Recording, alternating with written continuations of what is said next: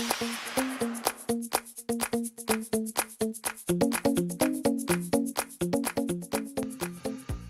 everybody, it's time for another Tag It Tuesday project. I'm a little bit behind for the month of March, but I'm here nonetheless. This time I'm going to work with a large 9x12 piece of vellum Bristol and just make a big background piece, and that I will cut the tag from that and then have extras left over.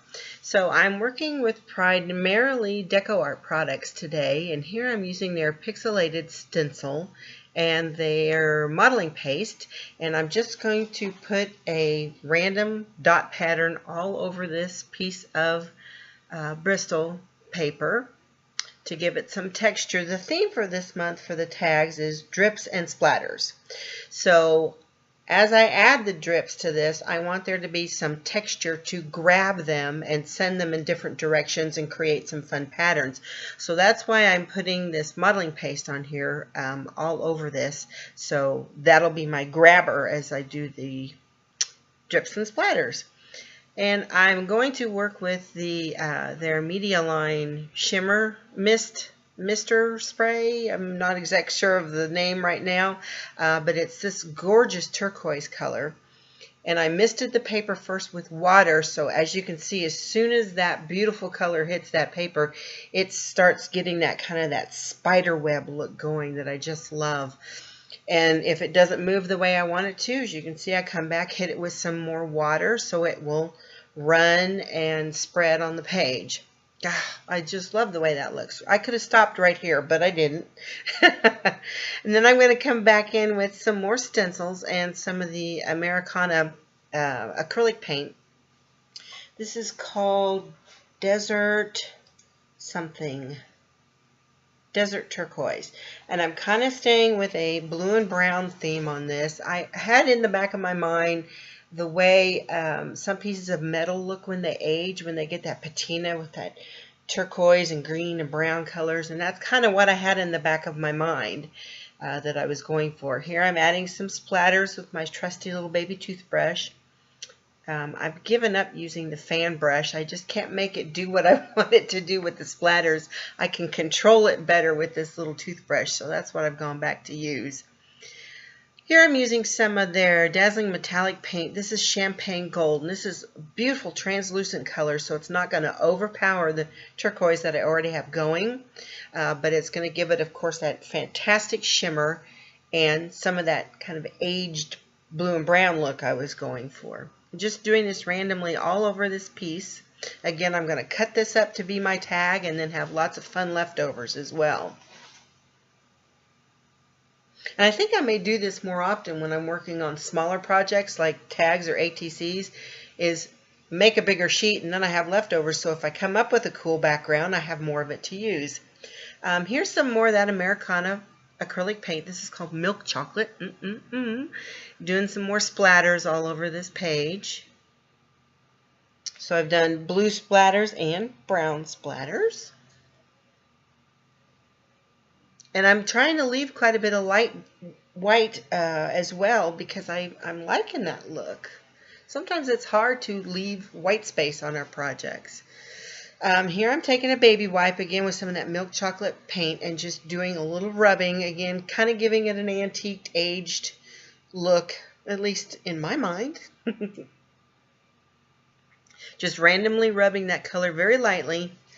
Again, the dots of the modeling paste are going to catch that and create some lights and darks as well.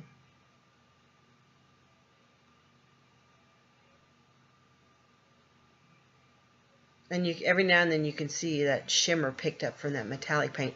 I love, love, love using metallic paint. Alright, so everything's dry and I've decided I'm not going to do any more damage to this. I'm going to cut this down. I'm going to mat this onto a Canvas Corp brand tag. You can buy bulk tags from them in various sizes, and this is the large size of their tag. It's roughly 6 by 3. I can't tell you what the exact dimensions are right now. And I have cut down my Bristol to be a little bit smaller than that. I'm going to mark where the diagonal edges are. Cut those by hand with my scissors.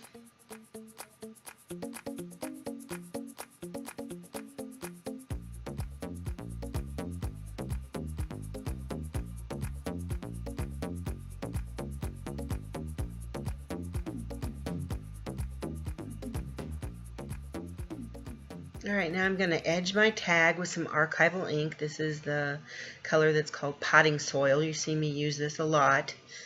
It's a great multi-purpose color, and of course you can't go wrong with archival ink because it doesn't move after you put it down. It's great stuff.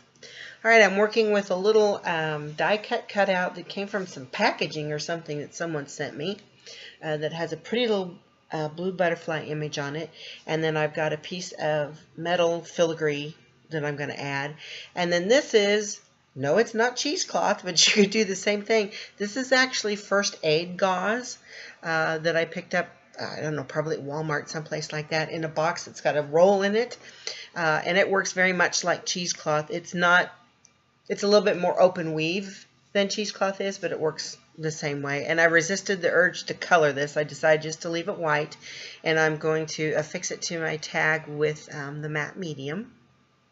Again, this is a DecoArt product.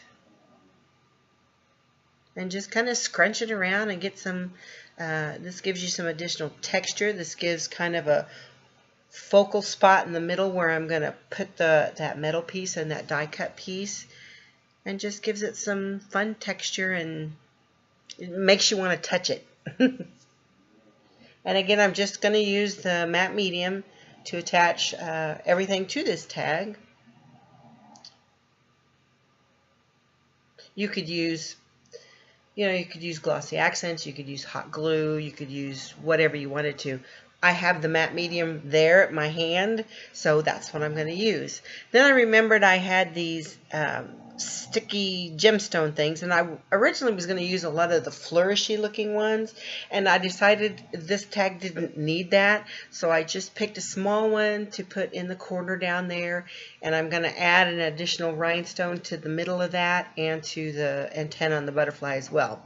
For my sentiment down at the bottom, I'm using one of these epoxy stickers. I picked these up at Michael's, I think. And from experience, I've learned that they don't stick real well on their own.